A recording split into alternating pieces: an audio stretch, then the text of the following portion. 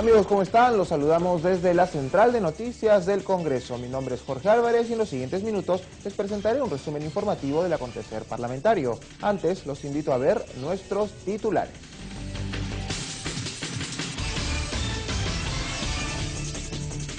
Pleno del Congreso aprobó proyecto de ley que crea ventanilla única de antecedentes para uso electoral. Brindará información a partidos políticos para escoger a sus candidatos. Comisión de Energía y Minas acordó invitar a la ministra del sector para que exponga sobre la situación del proyecto minero Tía María. También citó a directores de Petroperú y Perú Petro.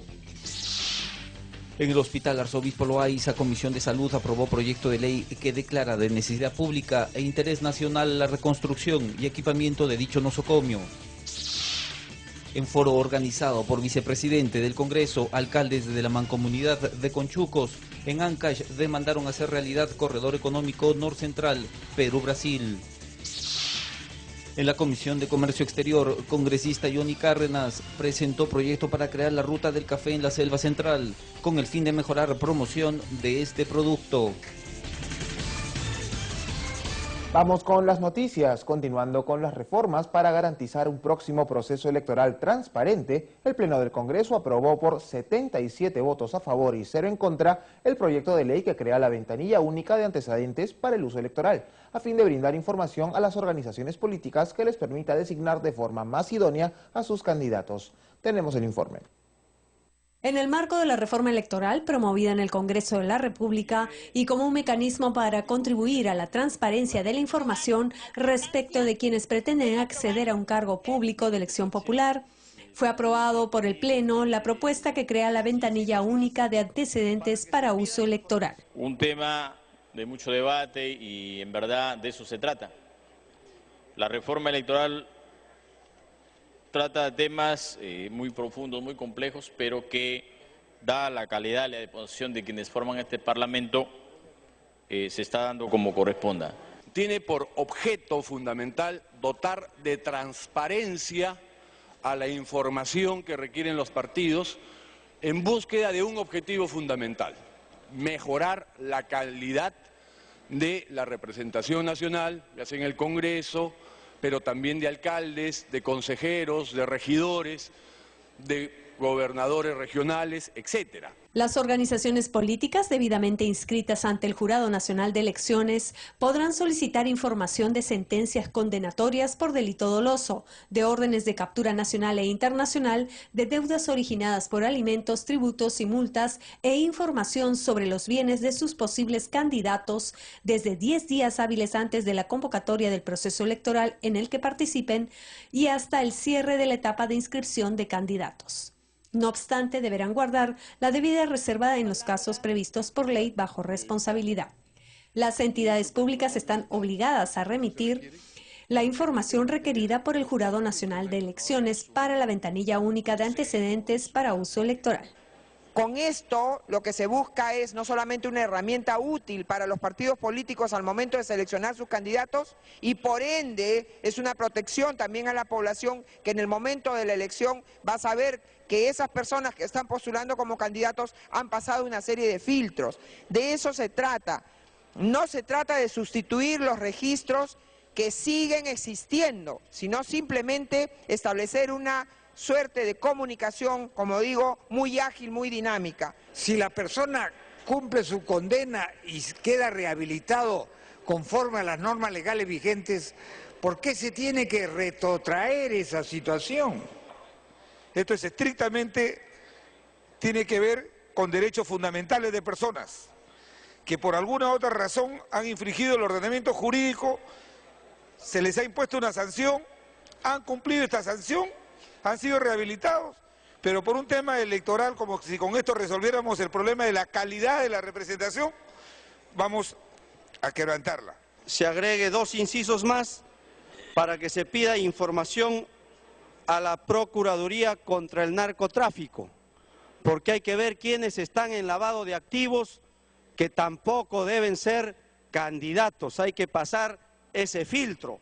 Y que se incluya, que se acoja también de aquellos que tienen sentencia por ser inquilinos morosos, que recientemente se ha aprobado este tema aquí en el Congreso. Acá en este caso es de que esta información, evidentemente, se forme un registro que sea de acceso a cualquier ciudadano. Y lo que es materia de esta información ya debería de estar excluida de la hoja de vida de los candidatos. ¿Para qué se duplica? Ese es un tema que hay que tomarlo en cuenta. Informó Elsa Iturriaga, Central de Noticias del Congreso. Veamos qué otros importantes proyectos de ley fueron aprobados y qué otros acuerdos se tomaron en la sesión vespertina del Pleno. A iniciativa de la titular del Parlamento, Ana María Solórzano, de legislar en contra de la violencia familiar y en especial a favor de la mujer y el niño, el Pleno de la Representación Nacional aprobó el proyecto de ley que fija las causales para suspender y retirar la patria potestad por delito de feminicidio y que se amplía a otros considerados también graves o dolosos en contra de la niñez. El titular de la Comisión de Justicia, Juan Carlos Seguren, sustentó el texto sustitutorio, luego del cuarto intermedio al que fue sometido luego de un amplio debate. En este tipo de delitos graves, dolosos, cuando se acepta la denuncia, es decir, se inicia el proceso, no por presentarse la denuncia, sino cuando el fiscal ya ha hecho una investigación preparatoria, una investigación preliminar, y denuncia el hecho en protección al niño, se suspende la patria potestad. Y si al final del proceso termina una sentencia condenatoria firme, se pierde la patria potestad. Según explicó Eguren, los delitos que se agregan al proyecto de ley y por el cual a un padre o madre se le suspende o retira la patria potestad son parricidio, infanticidio, trata de personas, violencia sexual, terrorismo, pornografía infantil y otros. Finalmente, la propuesta fue aprobada por 76 votos a favor, 1 abstención y 9 en contra. Previamente, la representación nacional aprobó por mayoría la resolución legislativa que autoriza al presidente Ollanta a viajar a Panamá para participar de la 7ª Cumbre de las Américas. En el debate, el legislador Luis Galarreta del PPC pidió que el jefe de Estado fije posición condenatoria al gobierno de Nicolás Maduro por actos contra la democracia, en tanto que la bancada Fuerza Popular cuestionó las duras críticas contra la oposición. Por su parte, los parlamentarios oficialistas Daniela Bugatás, Teófilo Gamarra y Freddy Otarola rebatieron esos argumentos. Yo quisiera saber por parte del gobierno si realmente van a marcar una posición de defensa de la democracia, de defensa de los principios y los valores democráticos en la región, o va a ir a hacerle el compás al presidente Maduro, a la dictadura de Maduro en Venezuela. Lo que se quiere ocultar es que en la Cumbre de las Américas, todo este sector demagógico y dogmático de extrema derecha fascista se queda sin discurso ahora que Estados Unidos se sienta a negociar en la mesa, no solamente con Cuba, sino también con Venezuela. Finalmente, la representación nacional aprobó por mayoría el texto sustitutorio del proyecto de ley del Fondo de Contingencia para la Remediación Ambiental que destina la suma de 50 millones de nuevos soles como capital inicial para el financiamiento del mismo, contemplando el ámbito de las cuencas de los ríos Pastaza, Tigre, Corrientes y Marañón en el departamento de Loreto. Jorge Álvarez, Central de Noticias del Congreso. Y la parlamentaria Cecilia Chacón anunció en la sesión plenaria que el proceso de 14 años y condena en su contra por el presunto delito de enriquecimiento ilícito fueron anulados por la Sala Penal Permanente de la Corte Suprema de Justicia. Pidió a la representación nacional legislar para que nunca vuelva a suceder eso con ningún peruano. Yo lo único que quiero decirle, señora presidenta, es que espero que esto no vuelva a suceder a nadie más en nuestro país. Porque no es posible que mi padre haya tenido que estar 7 años preso, privado de su libertad, para que 14 años después nos digan que todo fue un error y que nunca debió de haber sido iniciado el proceso. Yo espero que mis colegas, más allá de sus posiciones políticas e ideológicas, tengan la valentía y tengan, señora presidenta, la honorabilidad y el coraje de aceptar que estuvieron equivocados. Y yo espero, señora presidenta, insisto, que nosotros como congresistas legislemos para que esto nunca más le vuelva a suceder a ningún peruano. Justicia que tarda, señora presidenta, ya no es justicia. Y a mí y a mi familia no se nos ha hecho justicia. En la Comisión de Energía y Minas se acordó invitar a la ministra del sector, Rosa María Ortiz, para que exponga sobre la situación del proyecto minero Tía María, entre otros temas vinculados a su cartera. También deberán concurrir los directores de Petroperú y Perú Petro. El acuerdo fue aprobado por unanimidad a pedido de los legisladores Freddy Sarmiento, Rofilio Neira y Natalie Condori en la sesión encabezada por el congresista Elías Rodríguez, en ausencia del presidente Rubén Coa. La ministra deberá explicar sobre los problemas con el proyecto minero Tía María en la región Arequipa, además sobre la no participación de Petroperú en la explotación petrolera conjuntamente con la empresa Graña y Montero, así como los avances en el proyecto de modernización de la refinería de Talara. A la brevedad posible se convoque y se invite a la señora ministra de Energía y Minas para tratar la situación actual del sector, los balances, las perspectivas, los problemas que en este momento son materia de argumentos que hemos escuchado. Durante la sesión también se aprobó el retorno a la Secretaría de la Comisión los proyectos que proponen la reducción progresiva del uso de mercurio en la pequeña minería y minería artesanal, además de la regulación de los pasivos ambientales de la actividad minera y el que plantea priorizar la ejecución de proyectos de inversión con el uso de recursos geotérmicos en la región Tacna. Finalmente se acordó archivar el proyecto de ley que proponía declarar de necesidad pública e interés nacional la generación de energía eólica como incentivo a la industria nacional. El congresista de Fuerza Popular, Pedro Espadaro, confirmó la suspensión partidaria de la legisladora María del Pilar Cordero Jontay, tras la denuncia periodística según la cual habría retenido parte de sus sueldos a sus trabajadores. Veamos. Ella ha solicitado, luego de una reunión de bancada, ha solicitado su suspensión. Nosotros le hemos escuchado, por supuesto. Ella ha rechazado firmemente estas afirmaciones o estas denuncias, pero que quede claro que nosotros no hacemos ningún blindaje a nadie, que nosotros no tenemos espíritu de cuerpo con nadie, y inmediatamente hemos solicitado o se le ha suspendido de sus derechos partidarios, en tanto en la Comisión de Ética se va a realizar la investigación, pedido también por uno de nuestros congresistas integrantes, como es el congresista Díaz Dios. Bueno, es normal, ella ha solicitado su suspensión, se le ha suspendido y hemos por supuesto solicitado o se le va a suspender sus derechos partidarios o de bancada, ¿no es cierto? Bueno, pero lo importante acá es que se aclaren esas denuncias y que se conozca realmente qué cosa es lo que ha sucedido, y si son verdad, por supuesto que tendremos que tomar todas las medidas necesarias. La Comisión de Ética entendemos que va a ser de oficio esa investigación. Al volver, en el Hospital Loaiza, Comisión de Salud aprobó proyecto de ley que declara de necesidad pública e interés nacional la reconstrucción y equipamiento de dicho nosocomio. Les recordamos que también puede ingresar a nuestro portal web o seguirnos a través de nuestras cuentas en las redes sociales de YouTube, Facebook y Twitter.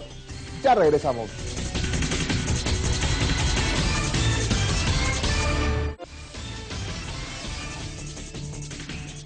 Continuamos con más información desde la Central de Noticias del Congreso. La Comisión de Salud realizó una sesión extraordinaria en el Hospital Nacional Arzobispo Loaiza y aprobó solicitar al Pleno darle prioridad al proyecto de ley que propone declarar de necesidad pública e interés nacional la reconstrucción y equipamiento de dicho nosocomio. Veamos. Fue una sesión extraordinaria y considerada por los integrantes de la comisión de histórica, pues pocas veces se dan estos casos. La reunión se llevó a cabo en el anfiteatro del hospital y luego de un corto debate se aprobó el proyecto que permitirá contar con una infraestructura moderna y un equipamiento de última generación en favor de los pacientes que son atendidos diariamente en este hospital. Ha habido una excelente coordinación entre Ejecutivo y Legislativo para retomar este tema. Se ha aprobado la petición del gobierno Nayar para que el Pleno del Congreso apruebe el proyecto de ley que estaba un poquito dormido, que significa priorizar la ejecución del Hospital Nacional Arzobispo Loaiza. Luis García Bernal, director del Arzobispo Loaiza, destacó la presencia de los parlamentarios y explicó que uno de los puntos críticos que atraviesa su institución es el servicio de emergencia, que actualmente se encuentra colapsado. El hospital está con una infraestructura venida menos, tenemos una sobredemanda, principalmente. Como ustedes han podido ver en los anteriores, en otros momentos, nuestra emergencia está pasando graves momentos. Entonces, lo que queremos, reconstituir nuestra emergencia y tener un nuevo hospital para seguir trabajando y dando la calidad de atención que siempre damos. En otro momento, el parlamentario Segundo Tapia pidió trabajar de manera conjunta para lograr el nuevo Hospital Loaiza.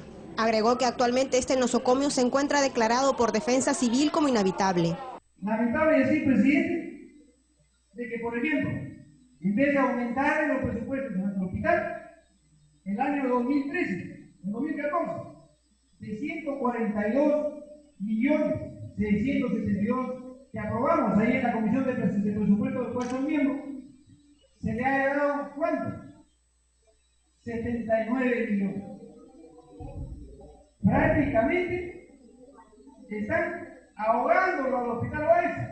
Los congresistas inspeccionaron las instalaciones de emergencia, medicina general, sala de quemados y otras áreas del hospital, encontrando ciertas deficiencias en infraestructura y la falta de material médico, informó Roxana Mogollón, Central de Noticias del Congreso. Quedó instalado el grupo encargado de actualizar la Ley General de Minería, que, según el congresista Martín Belaunde, mantendría las líneas maestras de la ley vigente. Veamos. El coordinador del grupo, congresista Martín Belaunde, precisó que no se trataba de dictar una nueva ley general de minería, sino de actualizar la legislación vigente, ya que según su opinión, esta era muy buena y había tenido resultados exitosos dentro de la economía nacional. Precisó que lo que se busca es alentar la producción y el desarrollo del sector. De tener una ley amigable, pero al mismo tiempo que amigable al inversionista, pero que cautele los intereses del Estado, yo creo que el Perú podría entrar en una nueva etapa de despegue. La ley anterior fue muy, pero muy favorable y positiva para las inversiones, fue clara. Durante la reunión, los congresistas Amado Romero y Manuel Cedillo saludaron la convocatoria a representantes de organismos públicos y gremios del sector, al tiempo de sugerir que también se convoque a los representantes de las organizaciones de la pequeña minería y minería artesanal para que participen con sus aportes. Es correcto que se invite a los representantes, los organismos públicos y organizaciones privadas, pero solicito también que las organizaciones de base de los pequeños productores mineros y mineros artesanales, como lo ha manifestado el congresista también, ¿no? Cerillo, está bien que participen también con algunos aportes a la formalización, porque tenemos y queremos, ¿no?, conseguir una ley que se adecue a toda nuestra realidad nacional. El grupo de trabajo se propone convocar al presidente de la Sociedad Nacional de Minería, Petróleo y Energía, así como a los titulares de otros ministerios para tratar aspectos de los lineamientos de acción. La Ley General de Minería vigente data del 10 de junio de 1992. Informó Vilma Mondragón, Central de Noticias del Congreso. La delegación de parlamentarios españoles que se encuentran en el país de visita oficial se reunió en sesión conjunta con los miembros de las comisiones de Relaciones Exteriores y de Defensa Nacional para tratar temas relacionados con las libertades democráticas y la seguridad ciudadana. En el marco de su visita oficial a nuestro país, la delegación de diputados españoles que encabeza el vicepresidente segundo Javier Barrero y las comisiones de Relaciones Exteriores y de Defensa Nacional sostuvieron una reunión conjunta para tratar temas de interés común. Hemos hablado de la gran cumbre de los países de América que se va a llevar a cabo en Panamá este fin de semana y hemos hecho una exposición cada uno de nosotros respaldando a esta fuerza de oposición de Venezuela que no pretende en una forma de derrocar en absolutamente nadie al lado de derrocar nada a Maduro, sino que se retome la democracia, que se retome la libertad y que sea un país viable, ¿no? Los temas se centraron en la defensa de los derechos humanos y de las libertades democráticas, así como la seguridad ciudadana para una convivencia pacífica. Hemos tenido, últimamente buenos ministros que han buscado que levantar esto de la seguridad, pero así nomás no se ha podido vencer. El ministro del Interior, en cuanto a la seguridad, está haciendo bien su trabajo. Él tiene una experiencia ya en la administración pública y yo creo que va trabajando bien. Entonces, lo que ustedes de repente de su proyecto podamos sacar para nuestras leyes va a ser bueno. Las coincidencias en las opiniones vertidas fueron mayoritarias. La delegación extranjera dio cuenta de la manifestación del Parlamento Europeo en el sentido de apoyar el reclamo de los países de la región latinoamericana sobre la situación en Venezuela que vulnera los derechos ciudadanos. En España no hay presos políticos, en Venezuela sí. En España no se autoriza al ejército y a la policía a hacer uso de fuerza mortal contra los manifestantes. En Venezuela sí. En España no se puede producir la detención, no de un político o de un dirigente político, de cualquier ciudadano sin existir un mandamiento judicial. En Venezuela sí. Informó Elsa Iturriaga, Central de Noticias del Congreso. El congresista Johnny Cárdenas, miembro de la Comisión de Comercio Exterior y Turismo, presentó una iniciativa para crear la Ruta del Café como medida para mejorar la promoción de este recurso. Veamos en qué consiste. Existe un problema de la promoción de aquellos productores que tienen sus cafés, en este caso exportables. Enfrentan ellos un problema en lo que se refiere a los precios internacionales en bolsa. Tenemos que el consumo per cápita de este producto en nuestro país es de medio kilo anuales. En otros países es 1 kilo, entonces es mínimo.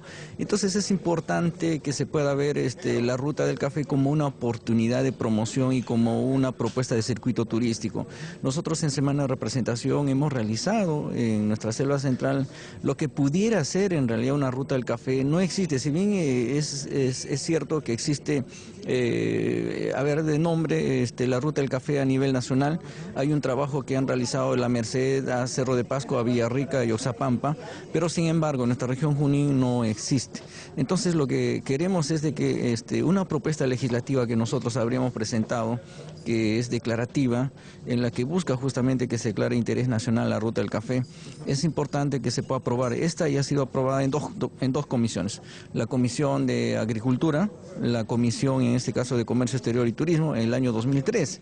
Entonces lo que hemos pedido el día de hoy al señor presidente Renzo Rayardo, y que muy buenamente lo ha sometido a votación, es que se acuerde solicitar a la presidenta del Congreso de la República para que se pueda tratar en el Pleno y esta pueda ser una ley.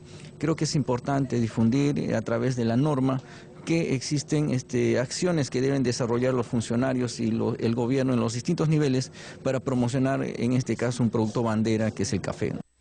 Al volver, en foro organizado por el vicepresidente Modesto Julca, alcaldes de Conchucos en Ancash demandan se haga realidad Corredor Económico Norcentral Perú-Brasil. Volvemos con los detalles.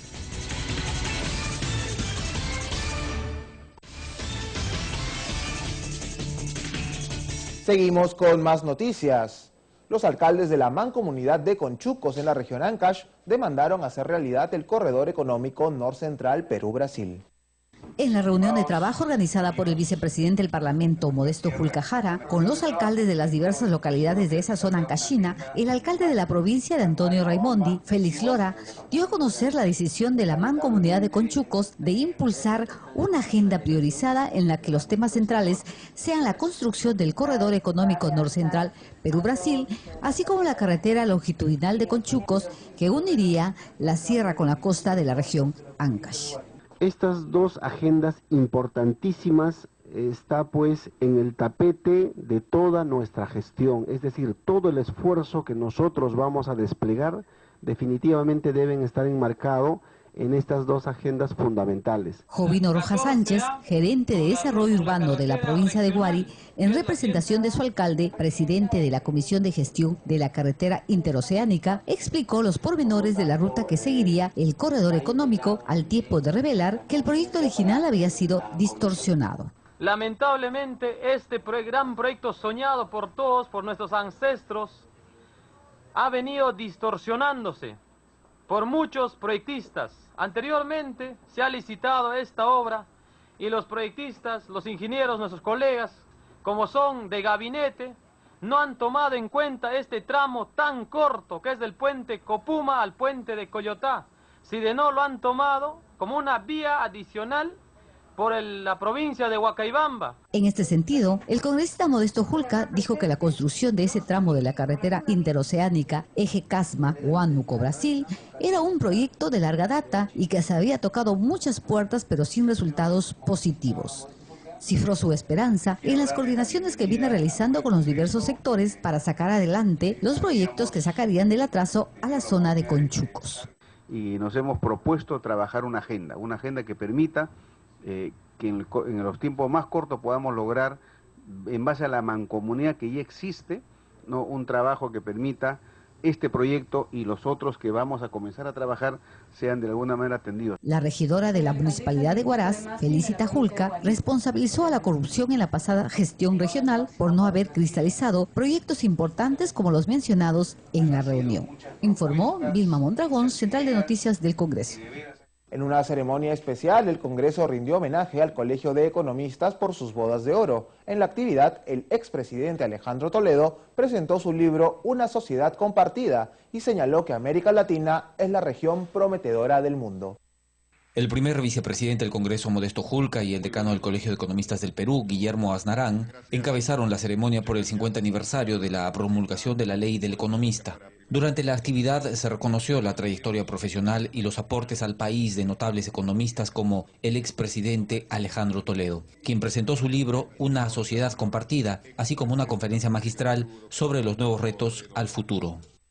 Este libro es atrevido, admito, y no pido disculpas por mi atrevimiento. Es atrevido porque pretende con los datos de hoy día ver qué tipo de desafíos vamos a tener en los próximos 35 años. Toledo dijo que es un gran error depender solo de las exportaciones y la materia prima por correr el riesgo de una economía vulnerable y mencionó que América Latina es la región prometedora del mundo en los próximos 35 años. Por eso digo que América Latina es la región prometedora del mundo de aquí en 35 años. Si es que somos capaces de enfrentar los retos que nos presenta el mundo, cuyas decisiones hay que hacerlo ahora. En virtud de la ley del economista amparada por la Constitución, que para ejercer esa profesión se debe cumplir con dos requisitos: el título profesional y la colegiatura. Hay varias modificatorias, actualizaciones de la ley del economista que se ha presentado no solamente por el Colegio de Economistas de Lima, también el Colegio de Economistas del Perú y también otros economistas que han presentado, porque hay que actualizarlo, ¿no? Hay que actualizar esta ley y sobre todo darle el verdadero poder institucional, gremial y de formalización del país. A la ceremonia asistieron también los congresistas Carmen Omonte y Casio Guaire, este último presidente de la Comisión de Economía del Parlamento. Informó Central de Noticias del Congreso.